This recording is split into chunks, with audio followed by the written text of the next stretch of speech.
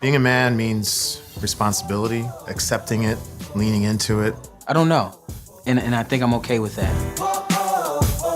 Love. Tenacity. Strong. For me, a man means gentleness and it means collaboration. I'm a man. I told my son it's okay to cry. My dad never told me that. Won't you let it all out? I'm Jason Rosario, and this is Dear Men. What are we actively doing as men to try and make society better for everyone? What are our responsibilities when no one's watching? My guest today, activist Michael Skolnik, is a leading voice in the fight for gun reform, social justice, and gender equality. We are the pieces to fix what America is falling short on.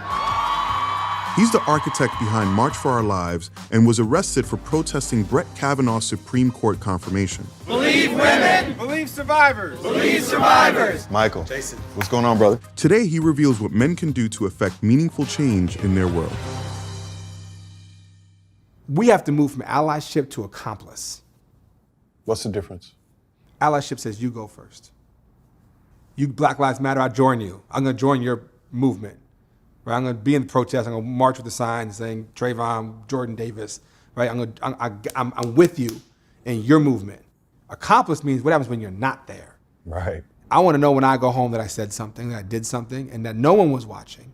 I need to go home, look at my son in the face, and say, Daddy's gonna stand up, and you are too. Let's talk about your activism, and I know you were one of the major organizers of the March for Our Lives. I've had the great honor and great pleasure to have a front row seat to many of movements over the course of my lifetime, one of them being March for Our Lives. Welcome to the revolution. When we look at school shootings in general, you know, most of them are done by young men, and mass shootings in general. We also know violence is an epidemic that has ravaged many, many communities in this country, including Black and brown communities, including the veteran communities and military families and suicides. We are at war for 17 years in 2 countries. We have television, movies, and all that stuff. Video games. Video games for boys. But a lot of other nations have that stuff too. Japan has video games. They don't have high rates of gun violence.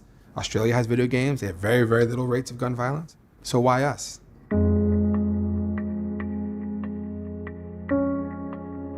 How has your activism work changed by becoming a dad? Well, my son was a year and a half. And Paola, my partner and the mother of our child, and I, and Mateo were walking on the beach. My son twitches. We get upstairs. Paola puts him in a basket to cool him down. And Paola yelled my name in a way that I never could have imagined. And I ran to the bathroom, and my son was limp in her arms. So I gave him CPR. And you put your mouth over your child's mouth and you pump air into your child's body, everything changes. Everything changes. I was this close, right? He survived. I thought he was dead. So when I see a parent who loses their child to gun violence, my heart is in a different place. Lucy McBath called me and said that, you know, my kid was killed and I don't know what to do. She was a Delta airline attendant from Atlanta, Georgia, who was just looking for someone to say, my son matters. His life matters. Please, someone remember his name, Jordan Davis. My son, Jordan, was violently torn from my life, a victim of a gun in the wrong hands. So I sat next to her every single day in that courtroom and watched the murder trial, held her hand, let her yell and scream. And now she's representing the 6th District of Georgia in the United States Congress. I knew she was a phenomenal human being, but I was there for her as a parent. I came this close. You know, if someone can't pay, if someone can't afford, or someone just needs a phone call, I say yes. So that's why, you know, from 7 till midnight, you know, I'm working. So men are confronted nowadays with a lot to think about. We've got Me Too, we've got Time's Up, toxic masculinity, really examining who we are as men. I think us men have been confronted for a long time. I think women have finally found that they don't need us to have their voices heard, and they're kicking down the door. My body, my choice. Her body, her choice. My body, my choice. We've tried to resist, right, for decades since I've been alive. For those of us who at least have some level of honesty in our lives, integrity, we've known this has been a problem. You tweeted, "I don't speak out against sexual assault and harassment because I have a daughter. I speak out because I have a son. Fellas, it's on us." So what did you mean by that? Do you think when Harvey Weinstein was 5 years old, if his mother or father was sitting here, they'd say, yeah, when he's 60, he'll be on, in court, counts of rape and sexual assault? Absolutely not. Absolutely not. So I don't think that about my son. I don't think that when I'm 60 years old, my son is going to be on trial. But if it happened, I couldn't say impossible. Because none of us are special, even though we might think we are. My son would never do that. My child would never do that. As much as it pains me to think that's a possibility, I gotta be honest. It's a possibility for any of us in this country. So every single day, I have conversations with my son about these issues. Gun violence, hurting girls, hurting women, because I have to, and we have to. As men, we have to have these conversations with our boys. We've done things in our lives that we are ashamed of. We've done things in our lives that we're not proud of. And we do not want to see those repeated by our boys. So Michael, you were the former political advisor to Russell Simmons, and he's gotten into some hot water lately. How do you feel about that situation? It hurts. Someone you love, mentor, business partner. I didn't know. I didn't see it. Some of it's 30 years ago when I was 10, right? Like, I love you, but I'm so hurt by it. And I believe women, right? Like, whether you're my best friend, mentor, you're my family member, you're my son, I believe women.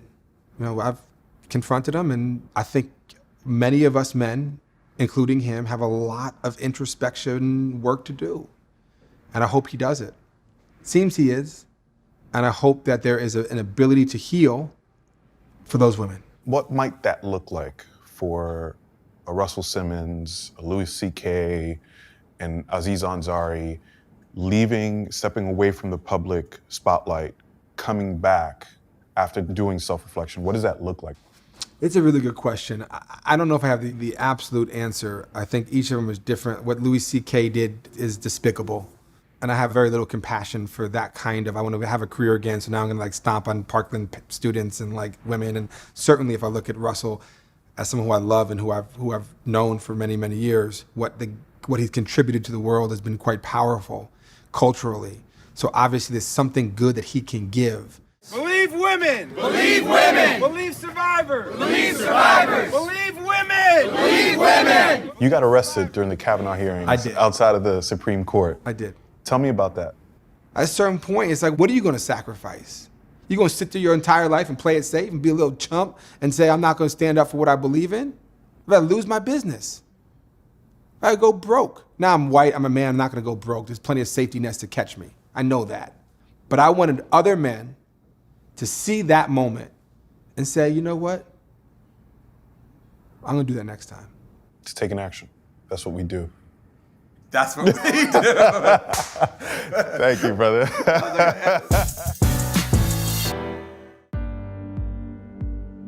I think more of us need to see ourselves as activists. On behalf of what are we living? There needs to be some type of purpose on which we stand. In my own small way, as I'm living more with my own greater awareness of where I fall short in terms of privilege, where I fall short in terms of feminism and Me Too, it informs every decision that I make.